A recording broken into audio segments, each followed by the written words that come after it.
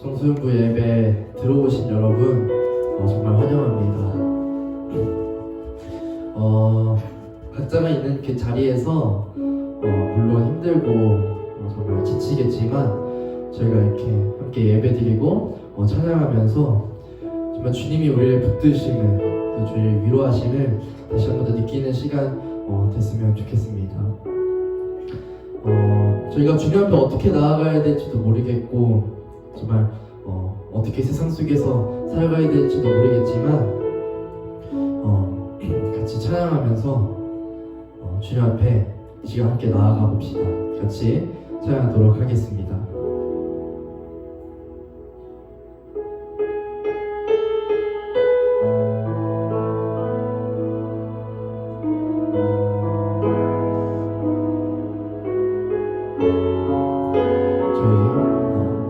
저희 예수피리와 찬양하도록 하겠습니다. 주의 보좌로 나아갈 때에 어떻게 나가야 할까? 나를 구원한 주의 십자가 그것을 믿으며 저희 처음부터 같이 찬양할까요? 주의 보좌로 주의 보좌로 나아갈 때에 어떻게 나가야 할까? 나를 구원한 주의 십자가 그것을 믿으며 가네. 자격 없는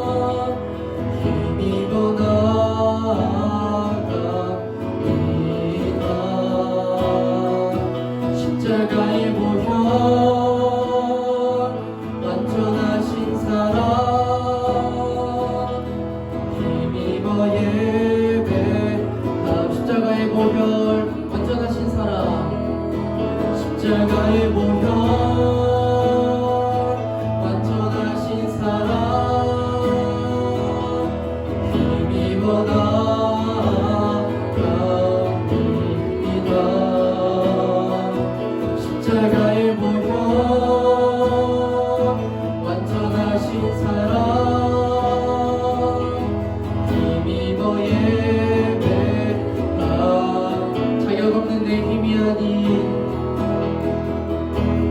자격 없는 내 힘이 아닌 오직 예수님의 보혈로 자격 없는 내 힘이 아닌 오직 예수님의 보혈로 십자가의 보혈 십자가의 보혈 완전하신 사랑 힘입어 나갑니다 십자가의 보혈 완전하신 사랑 힘입어 예배 마지막으로 찬양하겠습니다 십자가의 보혈 십자가의 보혈 완전하신 사랑 힘입어 나갑니다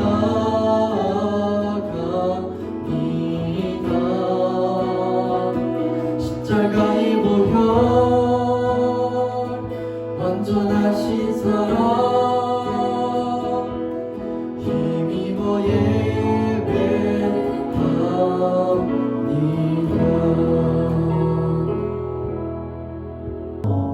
저희 다음으로 할 찬양은 온전케 되리라는 찬양입니다. 정말 이 찬양을 고백하면서 저희 마음을 열어 내 삶을 드리며 주님을 바라보는 그런 저희들의 고백이 되었으면 좋겠습니다. 저희 같이 찬양하도록 하겠습니다.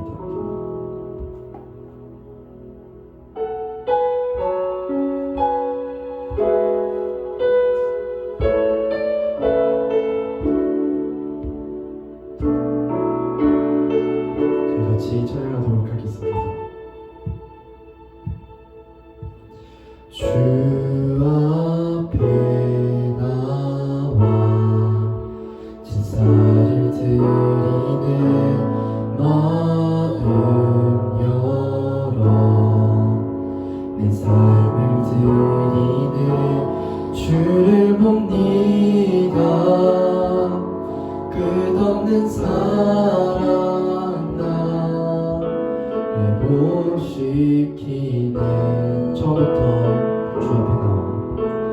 주 앞에 나와 주 앞에 나와 제사를 드리네 마음 열어 내 삶을 드리네 주를 봅니다. 끝없는 사랑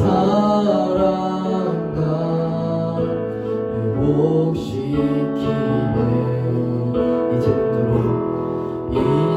눈 들어 주 보네 그 능력 날 새롭게 해 주님의 사랑 날 만지시니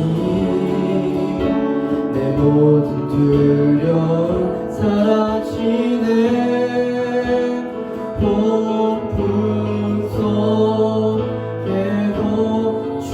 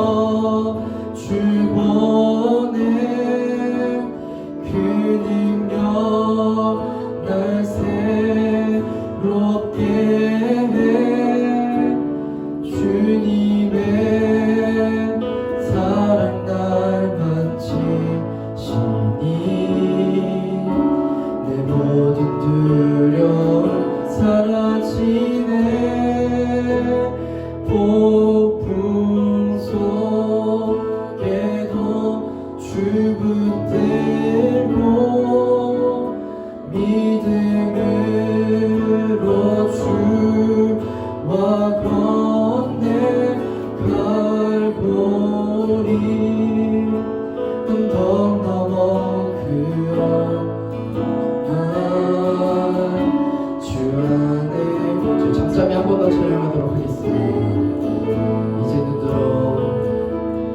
이제 눈 들어 주 보내 그 능력 날 새롭게 해 주님의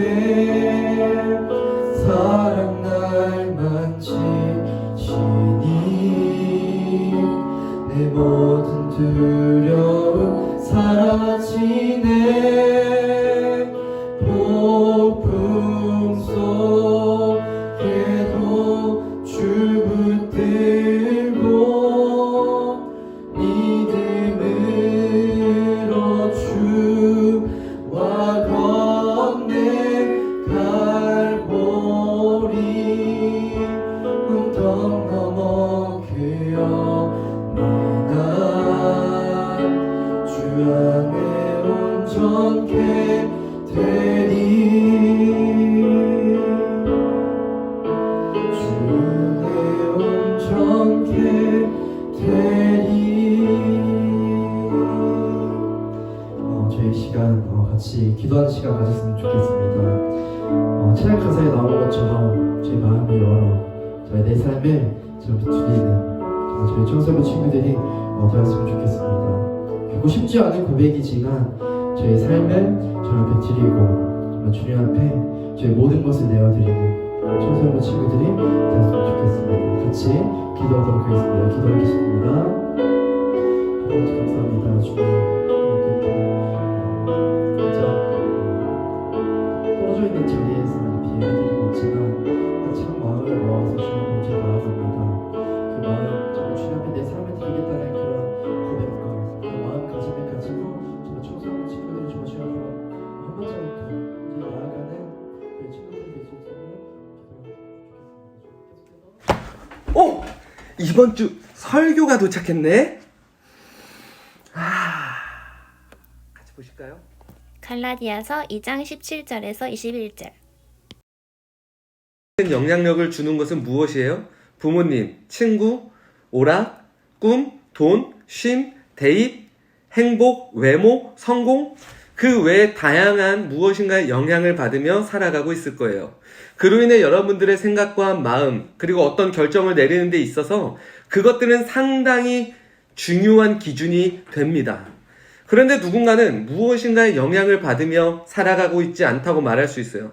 나는 나에 의해서만 생각하고 행동하고 결정한다고 말이에요. 그러나 이런 사람도 자세히 들여다보면 시대의 어떤 정신이나 보이지 않는 영향력을 받아 살아가고 있다는 것을 금방 알게 될 거예요. 예를 들어 봅시다. 여러분들은 왜 그렇게 열심히 게임을 하고 있습니까? 그 이유는 아주 간단합니다. 게임 회사들이 있기 때문이죠. 여러분 인생의 일정 부분을 소비하도록 끊임없이 광고를 하고 유저들을 모으고 있기 때문이에요. 그들은 최선을 다해서 여러분들을 모으고 있어요. 저는 오늘도 여러 매체에서 그런 광고를 봤습니다. 심지어 이런 문구도 기억이 납니다. 그 레벨에 잠이 와? 레벨업 해야지. 이런 광고와 문구에 노출된 대부분의 10대들은 매일매일 실력을 키우기 위해 노력합니다. 그래서 방학 때는 일어나서 밥 먹고 바로 컴퓨터에 앉아 누가 시키지 않아도 출근을 합니다. 이런 학생들의 퇴근 시간은 부모님의 퇴근 시간과 맞춰집니다. 이렇게 살아가고 있는 학생들은 분명히 그렇게 하도록 하는 무엇인가의 영향력을 받고 있다는 것이죠. 제가 이 이야기를 왜 하고 있을까요? 우리는 무엇인가의 영향을 받으면서 살아갈 수밖에 없습니다. 지금 여러분이 살아가고 있는 폼이 있을 거예요. 사람들마다 살아가는 폼이 다를 수 있어요. 그 이유는 사람마다 영향력을 받고 있는 것이 다르기 때문이에요. 아주 간단히 생각해 보면 누군가는 집에서 열심히 공부하겠지만 누군가는 집에서 놀고 먹고 쉬고 있을 거예요.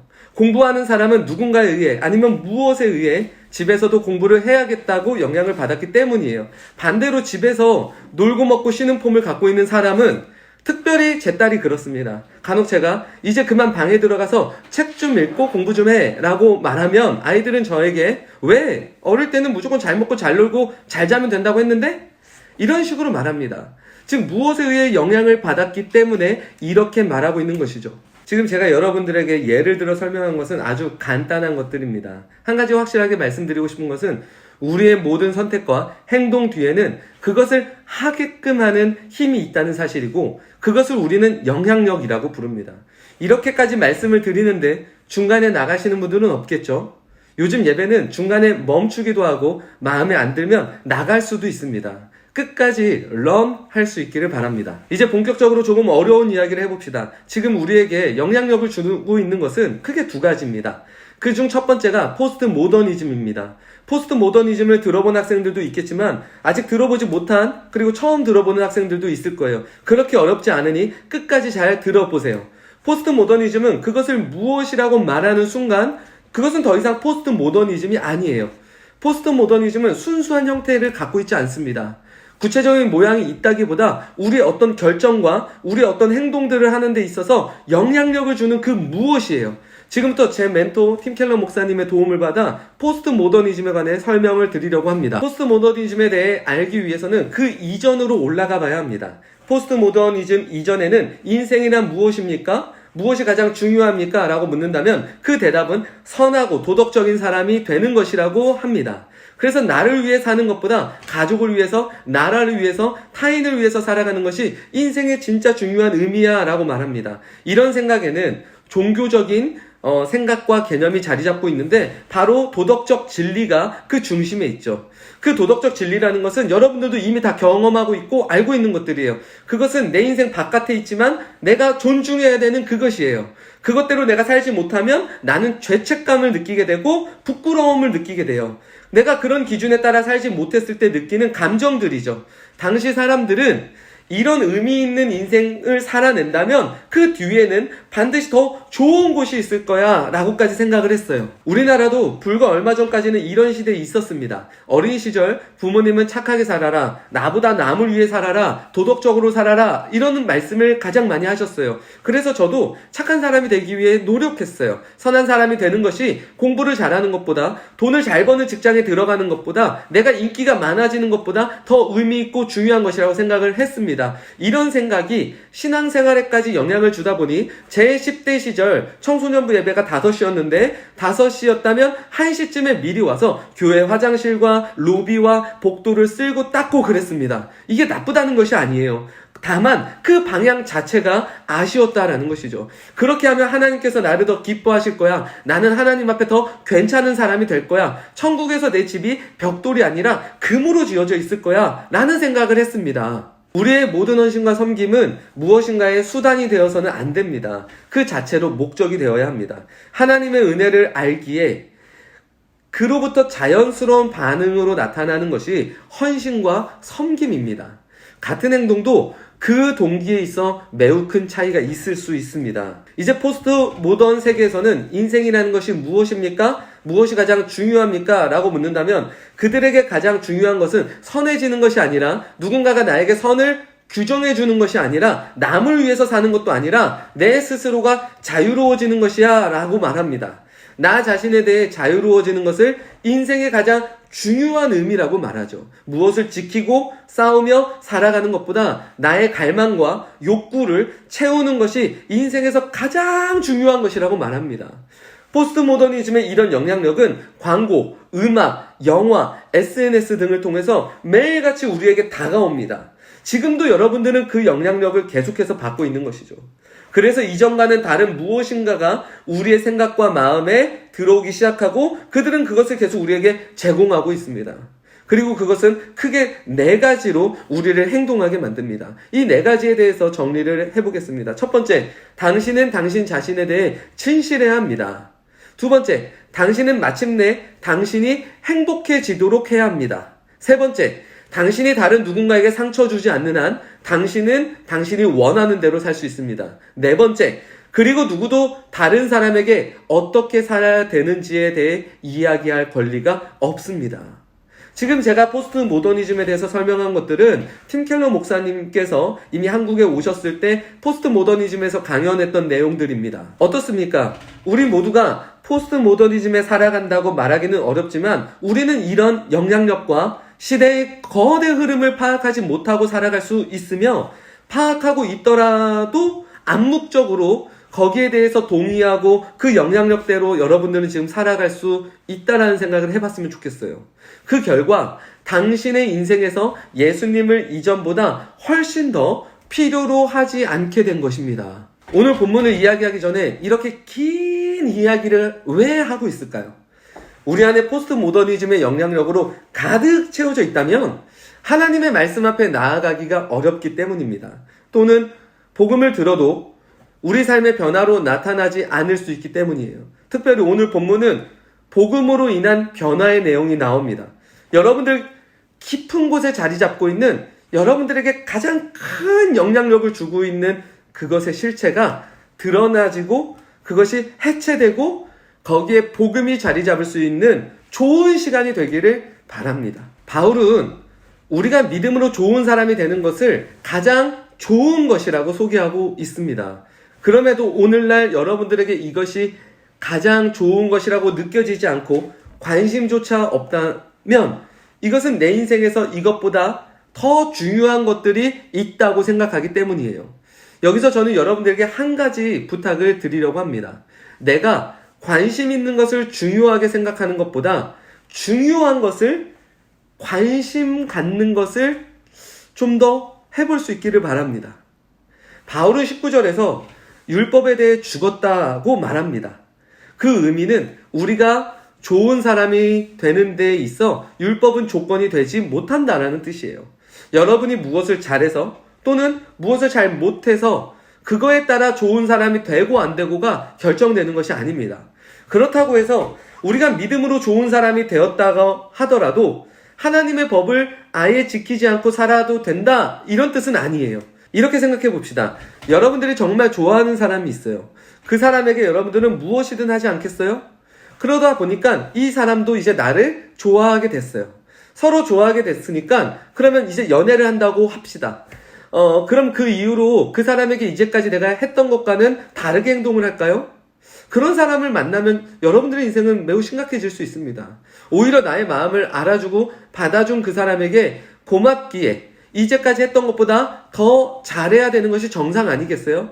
물론 현실적으로 어려울 수도 있어요. 우리의 도파민이 이제 다 떨어지게 되면 우리는 이렇게 살아내기 어려울 수 있어요. 그러나 그래도 이 사람의 정신은 나를 받아줬다고 끝났다고 생각하는 것이 아니라 오히려 내가 더 사랑해줘야지, 내가 더 헌신해줘야지 라고 생각하고 그렇게 나아가는 것이 더 맞지 않겠어요?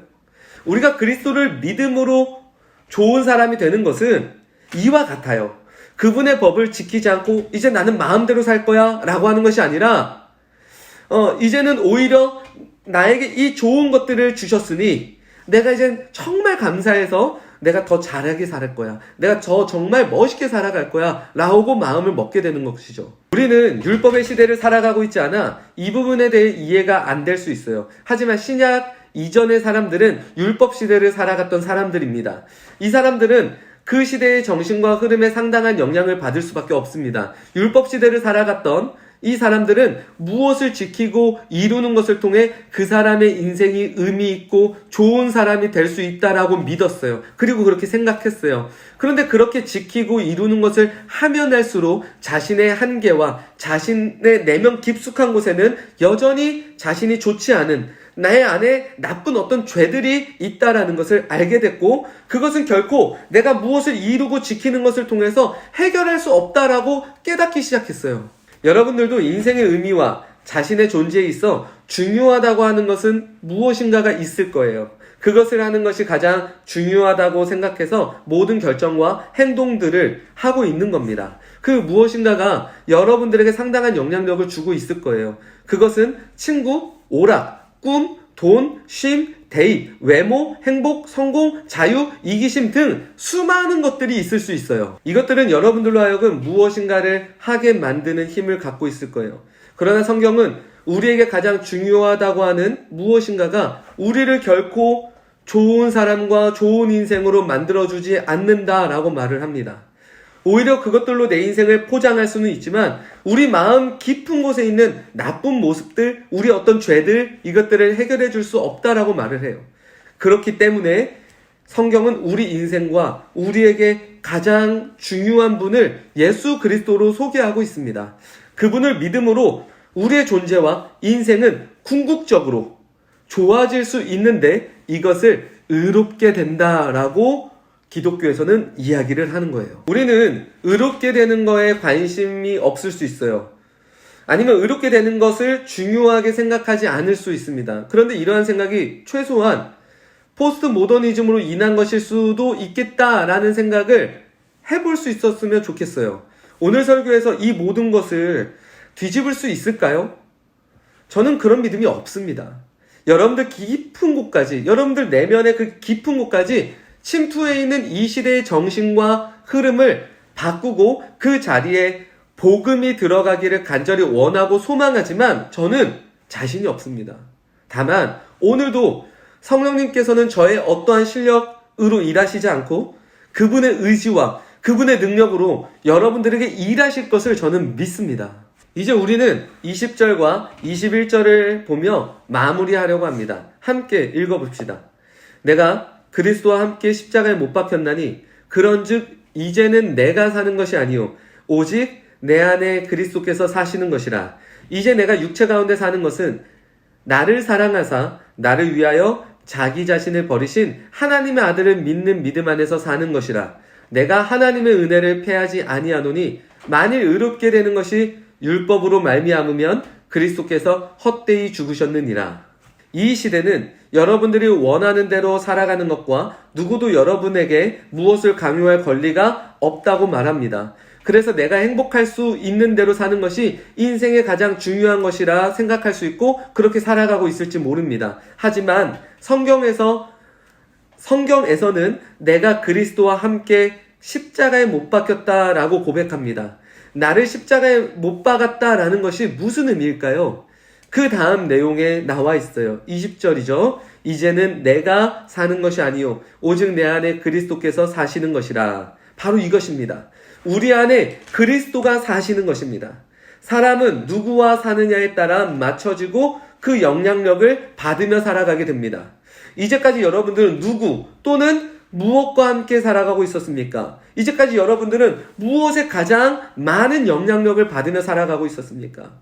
내 안에 그리스도가 중심이 되기를 도전하실 수 있겠습니까? 저는 여러분들 도전할 수 있기를 바랍니다. 이것만으로도 우리는 충분합니다. 오히려 이것이 가능하면 우리 삶의 모든 구체적인 것들은 알아서 변하게 될 것입니다. 그 다음 내용이 그것을 보여줍니다. 이제 내가 육체 가운데 사는 것은 나를 사랑하사 나를 위하여 자기 자신을 버리신 하나님의 아들을 믿는 믿음 안에서 사는 것이라. 그리스도로 영향력을 받으며 살아가기를 동의하고 원한다면 그때부터는 나를 사랑하사 자기 자신을 버리신 하나님의 아들을 생각하며 살아가게 됩니다. 만일 누군가가 여러분을 위해서 죽었고 그로 인해 여러분들의 인생이 다시 기회를 얻고 살았다고 생각해 봅시다. 아무리 나쁜 사람도 자기 인생을 함부로 살지는 않을 것입니다. 이 시대의 모든 정신과 영향력은 그리스도의 이 죽음을 헛되게 만드는 것으로 우리를 안내하고 있습니다. 여기에서 그리스도의 삶은 역동성이 생기게 되는 거죠. 예수님 안에서 온전히 사랑받는 존재라는 사실을 기억하고 그로부터 내 안의 두려움을 극복하고 나를 위해 다 이루신 그분을 위해 살아갈 수 있게 되는 것입니다. 그리스도의 인생은 평생 복음을 따르는 것입니다. 앞에서 말했듯이 저와 여러분은 두 가지 중에 한 가지를 결정을 해야 합니다. 복음을 따를 것인가? 포스트 모더니즘이라는 거대한 이 시대의 정신과 흐름을 따를 것인가? 우리는 결정해야 합니다. 예수 그리스도가 이루신 일이 나에게 전부이거나 아무것도 아니거나 여러분들 중심에 그리스도가 있기를 소망하고 이를 위해 기도하실 수 있기를 바랍니다. 이제는 우리 주 예수 그리스도의 은혜와 하나님의 무한하신 사랑과 성령님의 교통 인자하심이 그리스도를 내 안에 중심으로 두고 살아가게 될 입장제일교회 모든 청소년부 학생들과 그리고 이곳에 함께 예배하는 모든 예배자들과 이 나라와 이 민족 위에 이제로부터 영원히 함께 있을지어다. 아멘.